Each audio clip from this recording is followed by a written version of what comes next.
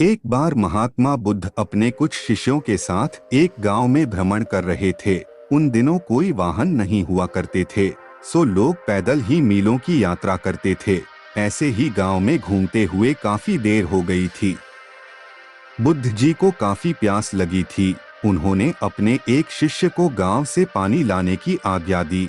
जब वह शिष्य गांव में अंदर गया तो उसने देखा वहां एक नदी थी जहां बहुत सारे लोग कपड़े धो रहे थे।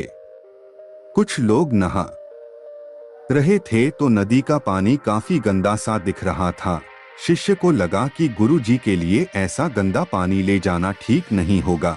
ये सोचकर वह वापस आ गया। महात्मा बुद्ध को बहुत प्यास लगी थी, इसीलिए उन्होंने फिर से दूसरे शिष्य को पानी लाने भेजा। कुछ देर बाद वह शिष्य लौटा और पानी ले आया। महात्मा बुद्ध ने शिष्य से पूछा कि नदी का पानी तो गंदा था, फिर तुम साफ पानी कैसे ले आए?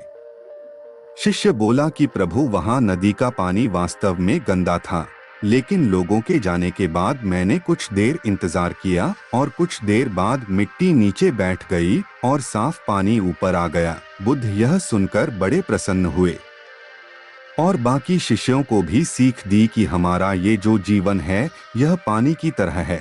जब तक हमारे कर्म अच्छे हैं तब तक सब कुछ शुद्ध है, लेकिन जीवन में कई बार दुख और समस्या भी आते हैं जिससे जीवन रूपी पानी गंदा लगने लगता है। कुछ लोग पहले वाले शिष्य की तरह बुराई को देखकर घबरा जाते हैं और मुसीबत देखकर वापस लौट जाते हैं। वह जीवन में कभी आगे नहीं बढ़ पाते। वहीं दूसरी ओर कुछ लोग जो धैर्यशील होते हैं वो व्याकुल नहीं होते और कुछ समय बाद गंदगी रूपी समस्याएं और दुख खुद ही खत्म हो जाते हैं।